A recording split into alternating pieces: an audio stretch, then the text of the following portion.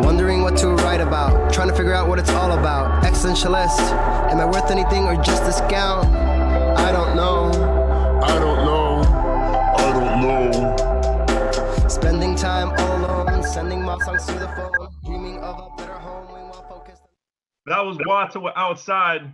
Appreciate Watson being on the show a couple of days ago on WNHH. Actually, a couple of weeks ago. Got to get it right. Coffee's still kicking in. On WNHH LP 103.5 FM New Haven. Behind the brand, myself, Prestige, and my partner in crime, Long Island Rays, Elm City made. Easy Blues is in the building. Appreciate yes, you, I am. And Good we day. have Easy. Yes. I think it's safe to say we have a dynasty. That's good. That's our guest. Oh yes. I mean, I'm been blessed having Miss Flake in mine and my son's life. Nice. Lives, and it's just incredible to share this moment. I'm in awe right now. I'm just so happy. Now it's not just Marcella Monk Flake. We have another guest in the building, T.S. Monk's family in here, the whole Monk jazz family dynasty. And Miss Flake, welcome to the show for Behind the Brand. Thank you. Thank you for having me. Absolutely. T.S. Monk, welcome to the show, sir. Pleasure to be here. Definitely. And the big thing we're going to talk about is youth and music education, which is really important. And I'm not really much of a musician, but I know Easy is, and I know he's bringing that enlightenment to his sons, which you have taught him. And you had this program that's called STEM. And you've been a teacher for 37 years, but how long has the STEM program been out in New Haven, Connecticut? Tell us. Well, I taught in New Haven Public Schools for 37 years. I've been retired for 5. Okay. And I began the Monk Center in 2015 after retirement. I'd actually gone back to school to get advanced degrees because I thought I'd go into school administration because there are things that I wanted to see happen a little differently because historically, our children learn a little differently. There are ways we could do this thing better. Absolutely. And I realized, you know what? I'm going to be beholden to someone else's ideology. So I decided to step out on my own. So with the help of my cousin, Thelonious, I've been able to bring jazz education to the kids in the district to just expose them to things they otherwise would probably not be exposed to in the regular classroom setting.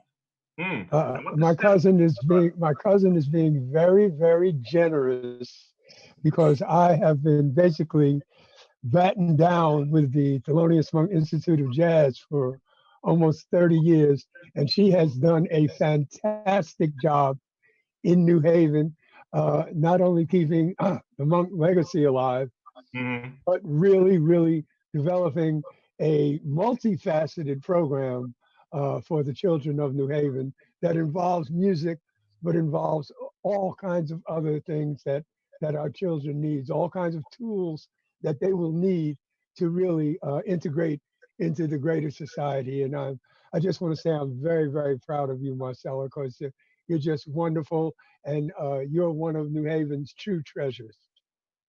Thank you, cuz.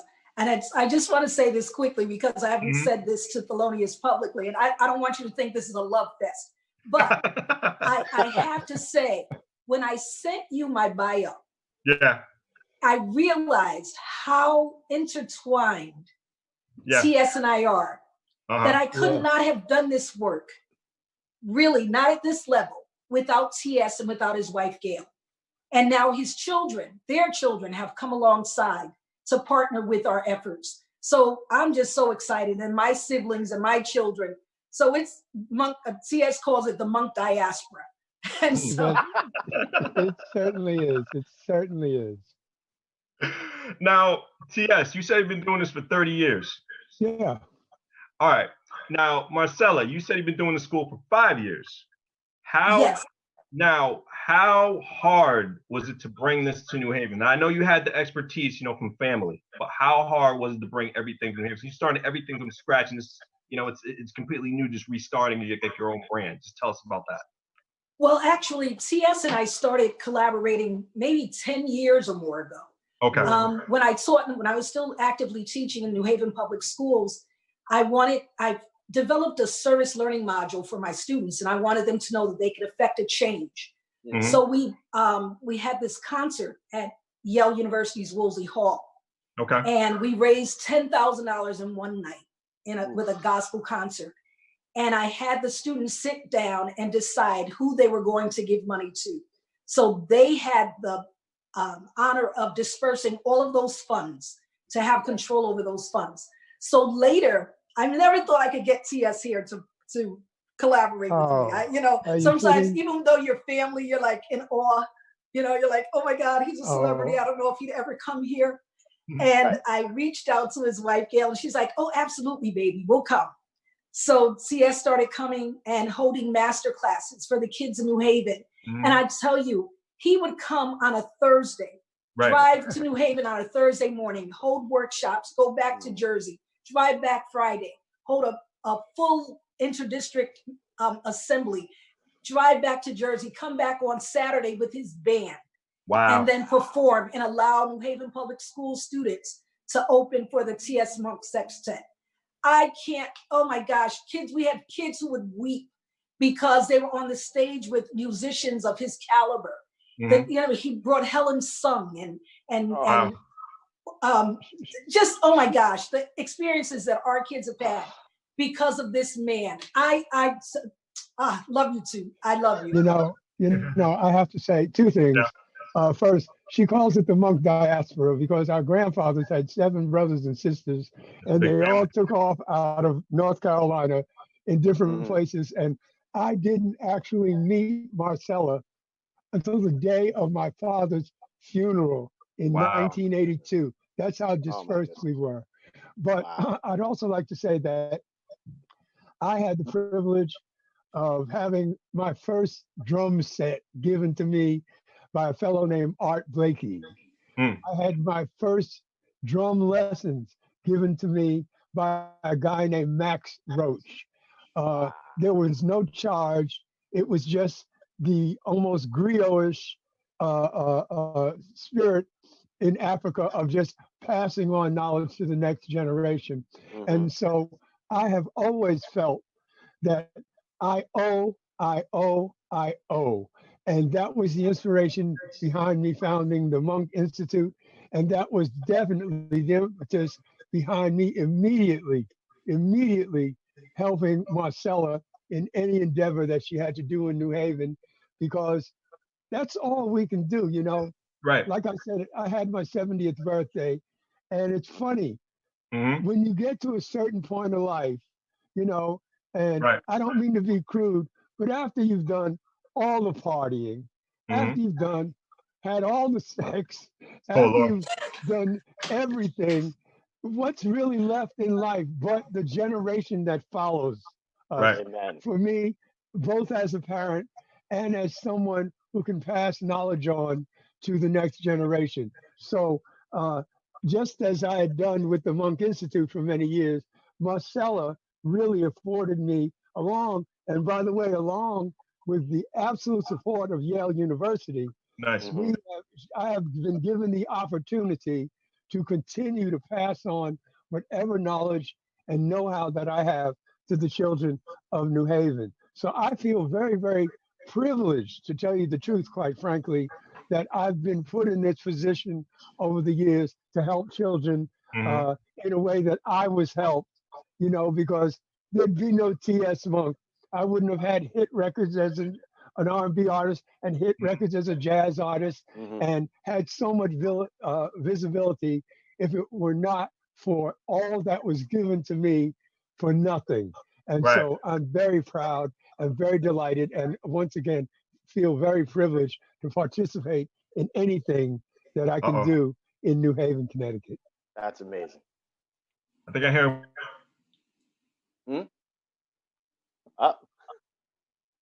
Well, that was absolutely incredible. I'm absolutely blown away.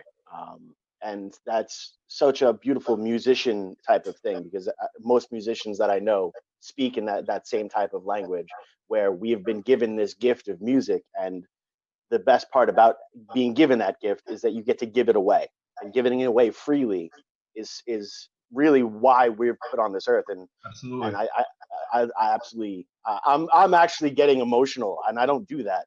You guys are making me have feelings. That's not good. Well, you know, it's because music is the most powerful communicative tool on the planet Earth. It's Right. more powerful than books.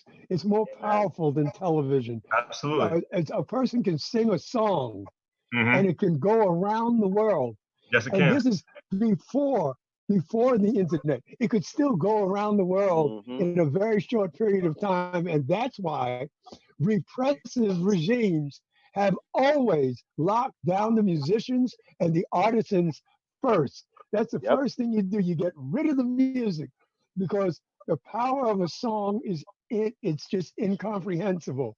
And so that's why it's important.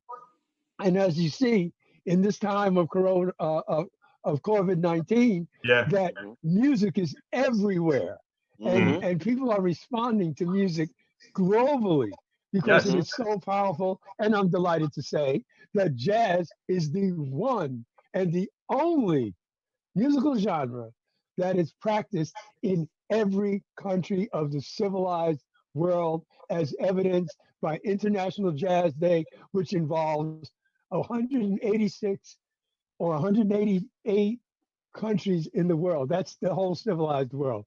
It's incredible. So to be part of this communicative tool is a gift for all of us here, Right. because we all do it in one way or another, and it's a tremendous gift to the world. So it's safe to say it's given both of you new life teaching and bringing your knowledge to the youth of New Haven and beyond. Yeah, you know, it's funny through this disaster. I mean, there's nothing funny about this disaster that we're in. But during this time, when the schools shut down, it broke my heart because I couldn't see my kids. And I know they depend so much on that stability. They see my husband and me. They see my daughter. They see, you know, our staff. We've had we've been able to create this family away from home. And I started to pray. I was like, God, what are we going to do? How do we stay connected with the kids? I don't want to stop this work. I see this as a ministry. And from everything that I know from my father, that my grandfather and his brothers and his father, their father before them, always had a philanthropic spirit. They always gave. That my grandfather had quite a bit because he purchased so much land during the Depression, but he would gather food for people and knock on their back door and leave a box of food and run away. So that person would not feel humiliated, that he, you know, because he was able to, you know, he saw a need and he met the need. So it seems like there's something in us that drives us to do more, to give. I can't say it's genetic. Maybe it's just, you know, the way our parents were raised, and so they raised us that way. But it just seems that there's just something in us that makes us want to do more. So we're now trying to develop distance learning opportunities for our kids. We want to have the pre-med module. My husband, I have to mention him, Dudley Flake, is exceptional. He's been learning the technology so we could create videos that we can later post on YouTube so we can bless children. And we're going to work together. TS, his wife, his kids, my siblings, my kids, we're working together to grow the Monk Youth Jazz and STEAM Collective, which is our 501c3. And through that venue, we're going to take jazz education, we're going to take STEM education to kids everywhere. And so we're going to have virtual camps, and we're going to have artists like TS hold master classes virtually. And every child will be, you know, afforded an opportunity to learn from the masters. So I'm excited about what's coming next. And I might add that this is something that will continue even after this tragedy passes on. Because, you know, for the younger generation, for the millennial generation, this is the communicative tool. This is the new telephone. And so we have to use it and really, really take advantage. make the best possible use. Yeah, and manage it. This is This is serious. It's funny that sometimes, you know, every dark cloud has a silver lining. Yeah. And although the silver linings are difficult to see right now, as we all are becoming aware, there are several silver linings within this tragedy of COVID, Right. particularly when it comes to communication. You know, you have these people that say, no, I don't like globalism. Well, Mhm. we Right. found out that globalism is the only thing that is going to save us. Exactly. Right. I'm loving this energy, guys. I'm so loving this energy. I'm loving this energy that you guys put, and I'm definitely loving what you're bringing to the youth right now. And I'm happy that you're doing all those tools through YouTube. I don't know, my Wi-Fi's been going in and out, so I've been getting like bits and pieces of the conversation, unfortunately. But can you just please explain just our listeners again about your YouTube, where to go, and just how to direct themselves into your platform? Well, we just launched the Okay. Monk Center's YouTube channel. Okay. And our youngest daughter is a rising junior at the University of Hartford. And she's a Awesome. very gifted singer and dancer. Mhm. So we had this idea. I floated it. I said, listen, I want children exposed to jazz. Right. So each lesson begins with the music of Thelonious Monk Mm. as an intro. Then Alicia is teaching hip hop dance. Right. And then we end it with a song that names famous African Americans. Mhm. Awesome. So we're trying to teach in ways that will engage students that are non-traditional ways, Right. but at the same time introduce them to these I would say community treasures. There are so often our children, I know for me, growing up in New Haven and attending New Haven public schools, no one ever made me, well, until high school, I didn't feel very good about who I was. Right. Everything that was taught about African Americans was always slavery. We were slaves. We were slaves. That term disgusts me because that negates our humanity. Our ancestors were not slaves. They were enslaved people who had feelings, who had ambitions. T.S.'s great-grandparents and my great-grandparents, Sarah and Hinton Monk, were enslaved until they were about 13 years old. But when they married and had children, they gave their children regal names. Thelonious, Squire Leon, Right. Theodore Babe. Those are not, they didn't name their children Leroy. So although they had been denied their humanity, they still obviously were literate and well-read, apparently. Because I have a few degrees, I don't think I'd come up with a name like Thelonious. So, it's just, so when we're developing our modules, we are college preparedness. So we have a partnership with Yale School of Medicine, with Quinnipiac School of Medicine. And pre-COVID, our students would go to both universities' medical schools for 6 Saturdays in the summer. And they're taught human anatomy and physiology by medical students of color. Then we have the relationship with Yale, where we're able to use their facilities whenever we need to, thanks to a young brother named Keto Covington and Karen King, who've been instrumental in making those things happen for us. We're presently developing a partnership with, we're in the beginning stages of talking with Yale University's art gallery. And we're going to. Very sorry, I'm gonna let you continue, but as you tell us on WNHHLP 103.5 FM New Haven, Marcella, please. so we're, I'm just gonna get busy, while I'm home. We're just going to develop other partnerships. We've talked about doing some things with Rutgers. Rocky Mount, North Carolina has reached out to TS and his family. They want to establish a Monk Center there. So we're going to do this work. Things are happening. Things are happening.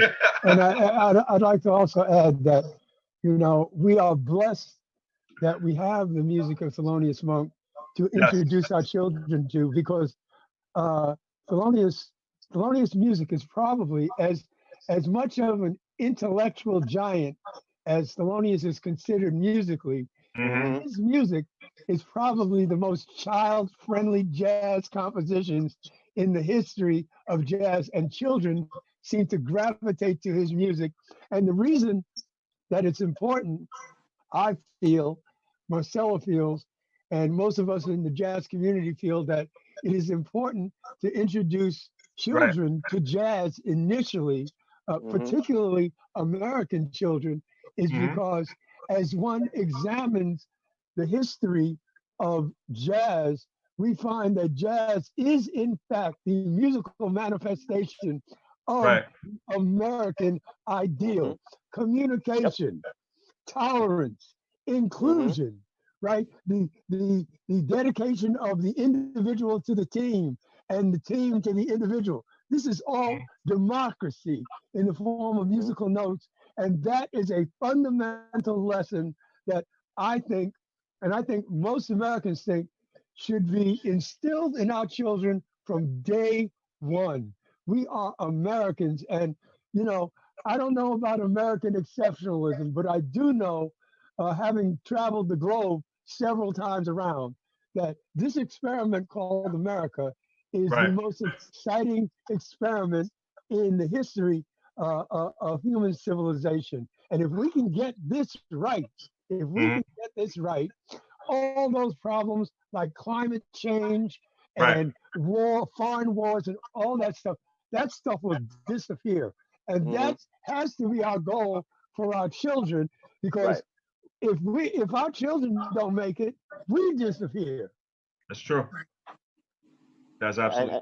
That's 100% true. It's funny because, you know, growing up as a musician myself, one of the things that a professor once taught me in a music history class was Pythagoras is actually invented a mathematical equation to give a string tension. And that actually helped develop chords. And I always felt that if more schools, like elementary schools, taught, if it was not for Pythagoras, we would not have the popular music you currently listen to. A lot more kids would be paying attention in mathematics. So that's what I love about this program. And that's, I mean, music's always been a huge part of my life growing up. And Mr. Monk, I mean, your father has been such an influence on my thought process musically. And the fact that, like, I'm having this moment is just, it's absolutely amazing right now. And thank you all so much for making this moment possible. But I will say, we, Prestige and I work with a lot of hip hop producers and different things like that. And one of them found out that we were having this interview today. And Kronzilla, who was on a Beat for Beat challenge last night, wanted me to ask you in particular, Mr. Monk, how do you feel about sampling in music? Oh, let me tell you something. I was, you know, I told you my first teacher was a guy named Max Roach. And in 1988, I was having a conversation with Max, and he looked at me and he said, you know what? The closest thing to what we've done as beboppers in the 1950s is the hip hop movement. Do not sleep on these kids. No. Because if you really examine the creative process in hip hop, I mean, it's just like what occurred in the 1950s. You know, if you go into the 1950s to a record collection, you'll see a Miles Davis record with Thelonious Monk on it. Then you'll see a Thelonious Monk record with Miles Davis on it. And then a Max Roach record with Dizzy Gillespie on it. And a Dizzy Gillespie record with Art Blakey and Horace Silver on it. And a Horace Silver record with Art Blakey and Dizzy Gillespie on it. The whole collaborative mentality of the hip hop community is fantastic. And a lot of people have been sleeping on that. You know, so for me, sampling, you know, the industry, which is separate from the artisans themselves, the industry came up with this word sample, okay? But really what a sample is a recording. And, you know, I am flattered. You know, I have one particular R&B tune that's been sampled so much it's crazy. But, you know, imitation is the height of flattery. It really, really is. And I found that the hip hop community actually knows more about jazz than than rock and rollers, than country western folks, because in order to sample, one has to actually become almost a research scientist. You got to go through records, thousands and thousands of records to find these little bits of creativity that then one can use to build another creative product. So the hip hop community is fantastic. And all those people who think it's just here for it's going to be with us forever. I think that hip hop is going to be very, very similar to jazz. You know, I wrote a blog, and I blog a lot for those of you out there who like to read blogs. You can read my blogs on Instagram and Facebook. I found that most genres die with the generation that they became popular with. So that's why Boogie Woogie is gone. That's why, the Roaring Twenties, the sound of the Roaring Twenties is gone.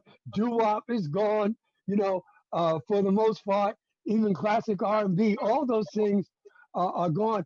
But jazz, which came to us at the turn of the last century, like is something that enormous amounts of people globally feel that should be their lifetime endeavor still in the year 2020.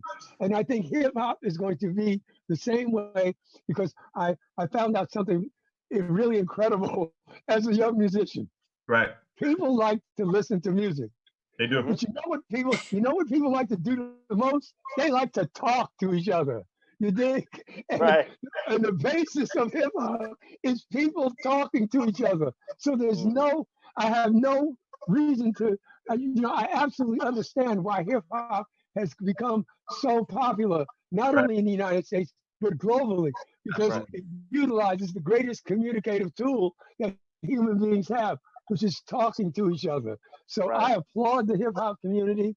I don't listen to it a whole lot because I'm bogged down in trying to be a bad drummer, but I know what is going on out there, and I respect that genre.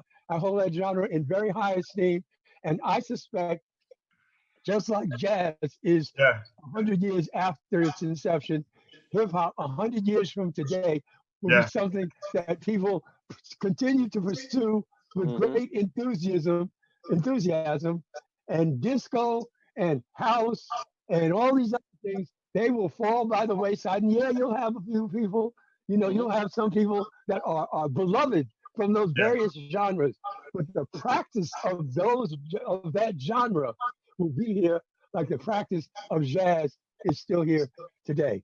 So and by the way, for those of you who don't know, my cousin talks about her talented daughters and her talented husband.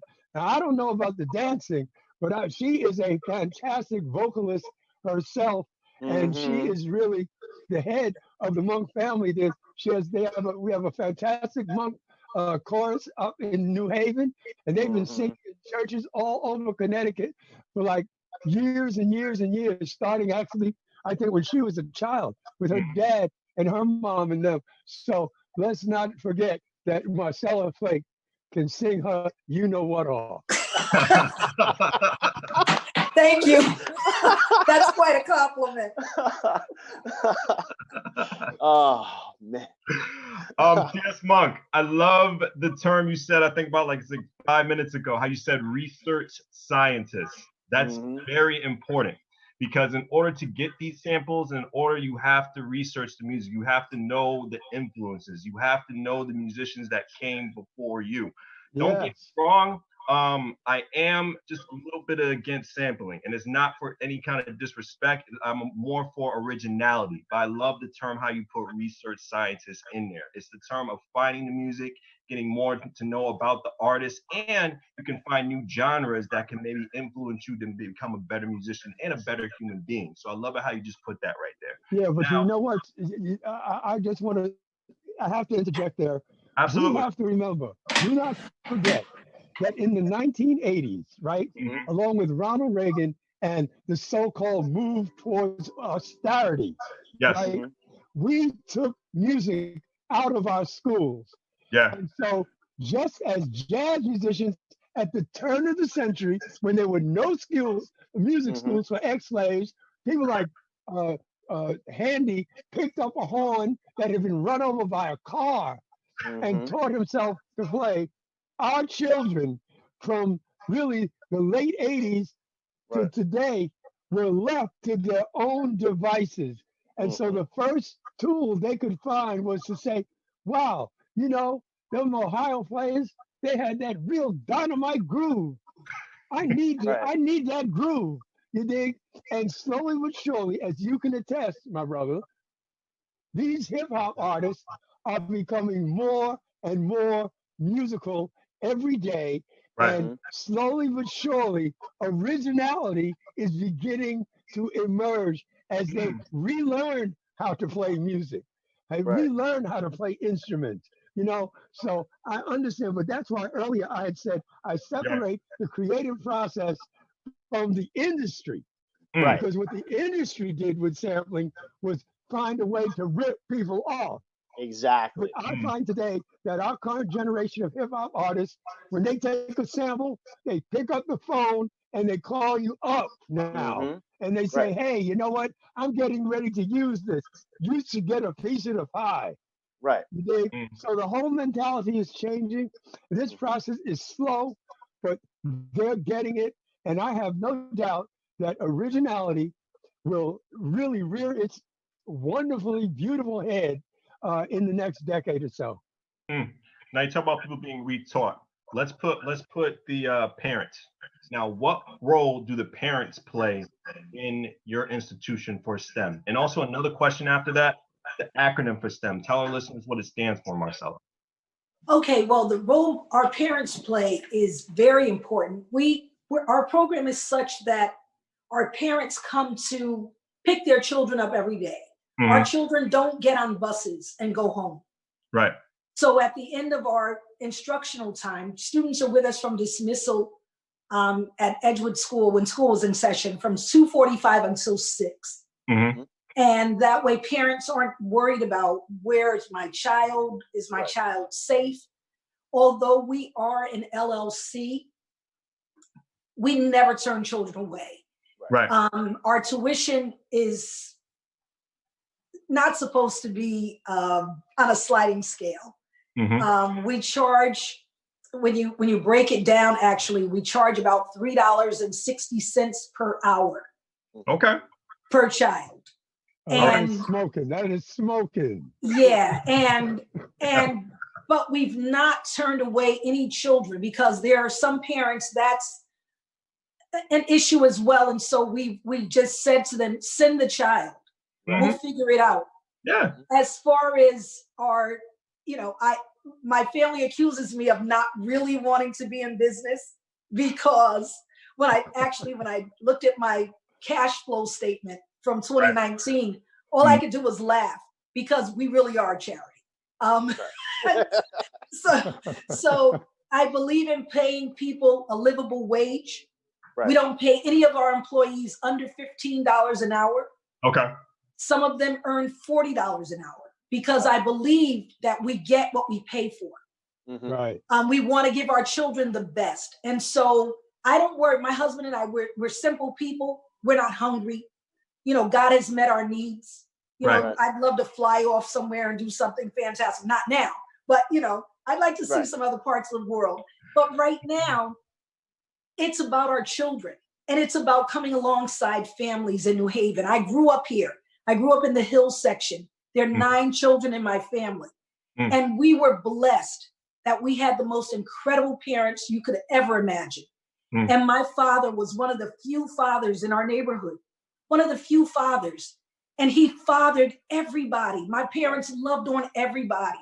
And at dinner time, my mother cooked a Sunday meal every day. Our friends who didn't have what we had could come and sit at our table and eat. My parents fostered over 27 children in our lifetime. We just, so we learned that that's what you do. You make sure people have what they need. And so right now, one of the things that grieves me is the fact that all of the children in our district don't have the technology they need. It's true. To do their homework. And so my husband and I, we took a tablet over to a student the other day. And I said to his mom, listen, we'll call you when we get there. We're going to have it in a bag. We'll put it on the hood of the car. You send him down, let him go with, contactless. But we had to make sure this baby could get his work done. Yeah. And so our parents, we've become, for this family in particular, I become like a surrogate mom to her. Dudley and I, we love the kids. They, we're aunt and uncle. We met one young boy. I'll tell this story. The first year at Edgewood School, we met a young boy. He's pretty tall. I could tell he was probably a little old for his grade. Maybe had been retained a time or two. And so I invited him to become a part of the Monk Center. And he said, why do you want me in your program? I said, why would I want you in my program? He said, yeah, because I'm going to jail anyway. I said, what did you just say? He said, well, I'm going to jail anyway, so I don't know why you want me in your program. And he was serious. So I said, what do you mean by that, baby? He said, well, my father's in jail. My uncles are all in jail. So I'm going to jail. So I said, sweetheart, that is not an inherited trait. Wow. There were some circumstances and some situations, that landed them there. But if you hang out with us, I promise you, we're going to try to keep you safe from those situations. And he did. He stayed with us from 5th grade through 8th grade. He's now a sophomore. And he came to visit us this past summer at our summer camp. And, he'll call me occasionally. It's that, we have to invest because our babies didn't ask to come here. They didn't ask for the circumstances that some of them find themselves facing. Right. But if God has blessed us, we have to do this work. Okay, so that's how the parents, I'm sorry. So I got off track. No, that was amazing. Not at all. And that's the best thing that you said. One of the real slivers of light, again, in this dark cloud is everyone beginning to understand who are the real essential workers in our society. And the re-emphasis on the importance of teachers is, man, it is a godsend. It is a godsend for the whole country because T.S. Monk, I hate to cut you off, T.S. Monk, WNHHLP 103.5 FM New Haven. Continue, sir. Sorry about that. The re-emergence of the importance of our teachers, I think, is critical for the future of this country and the future of all our children, white children, brown children, children from all the minority communities, from our Native American communities. They all need teachers. And we're realizing now that we can't go in the school building. It's funny. I learned very, very early on that you didn't actually need a church, right? You didn't need the building. You did to understand the faith. I agree with that. We're learning now. I wholeheartedly agree with that. We don't need the building to teach our children. If we want to teach our children, we will teach our children. And Marcella, you are a perfect example of where teaching itself is going. It's becoming far broader than simply a school building, because frankly, just sending kids to the building wasn't working that well anyway. No, not in a lot of cases, no. In a lot of cases. And what's also been special about the Monk Center is we're a very multicultural community. We have Caucasian, African American, Latino, Asian. We have children who are bicultural. And parents who normally would not have met because they live in different parts of the city have come together and began dialoguing with people coming out of their comfort zone, because the Monk Center has been a safe place to be. So we have stage performances twice a year, and our parents collaborate on a reception for the kids afterwards, and the families come together and everyone brings a covered dish or, something of that nature. So it's that, reducing racial isolation on both sides, because people fear each other because they don't know each other. And so when we come, my staff, Dudley and our staff come together, and the kids see that we love everybody. They learn how to love everybody. And they understand, we talk a lot about how our exterior doesn't matter. God was creative. Thank God we all don't look alike. But that we're all brothers and sisters, and that we have to love one another. So to see these children, some who have parents who are college professors or MDs, and other children who have parents who are CNAs or unemployed at all, come together and learn how to love has been phenomenal. So we know that the kids are missing that piece. So we're trying to fine tune that Zoom experience or that teleconferencing experience. Absolutely. So we can bring the kids back together. I know they're missing it because that's so important. Marcella, the acronym. Yes. The acronym. I'm sorry. So, Thank you. So STEAM. All right. So STEAM is science, technology, engineering, the arts, and math. It used to be STEM, but people are now finally recognizing that the arts is so important. And there's a quote by Plato. I can't quote it exactly, but he said, if I had to teach anything above all else, I would teach children music. Well, that the most everything we know about previous civilizations on the planet Earth, we know from the art they left behind. Absolutely. Exactly. Absolutely.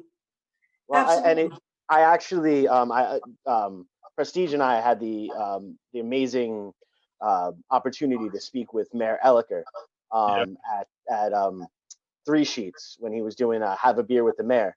And that was something that I actually brought up is, society thrives only when the arts thrive. If you go back through history, after something like a tragedy like we're going through right now, it is the arts that pulled people out of that. Absolutely. In the 20s with the Depression, going into the 30s and the 40s, it was the arts that started to pull people, with motion pictures starting to happen and all these other things.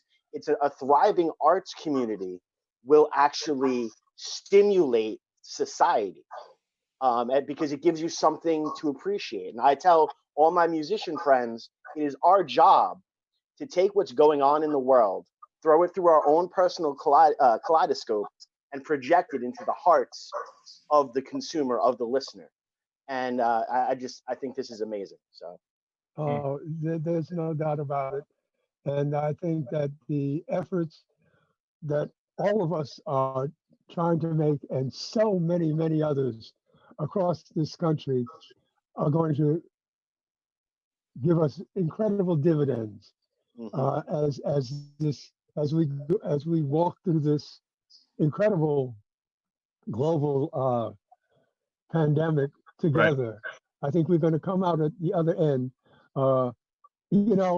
I was sitting in my backyard yesterday, and I just, for some reason, a lot of birds come in my backyard, and so there was a couple of sparrows, and then there was a crow in the tree, and there was some starlings, and then there was a robin redbreast on the fence, and then a cardinal showed up, and then a blue jay showed up. Right, this was all within an hour, and I said, "Wow, it's interesting." United Nation of Birds. All these animals get it. They get it. Right. We have not gotten it yet. That it's about everybody can live. There's enough for everyone. And we've been so into ourselves, either as individuals or as countries, that we've forgotten that humanity is just another creature on this planet. And there's a lot to be learned. There's a tremendous amount to be learned from the other creatures that inhabit this planet, True. you know? And so this coming together of humanity is the way it's always been meant to be. It's what was written about in all the great religious writings, you know, whether you're talking about the Quran or the Bible, or you're talking about what the Hindus read, or what the Buddhists read, you know, or what the people in the deepest, darkest part of the Amazon jungle that worship a rock against a tree. Right. Everybody is saying we're all supposed to be together, you know? So again, another flash of light in this dark cloud is the realization that we're all in one boat. There's you know, when people say, you know, a rising tide lifts all boats, what we're realizing is there aren't any all boats. There's one boat, one boat. And if the rising tide can lift that one boat, we will all, that one boat called humanity, we will all be fine. I'm so delighted to have this discussion. And I really, really thank you for just getting us together here. And discussions like this are happening all over the country. And God, it's taken, I guess it's taken something great. You know, Ronald Reagan, I think it was Ronald Reagan who said, what we need is like some aliens to come down from outer space and attack the Earth, and then we'll all get together. You know?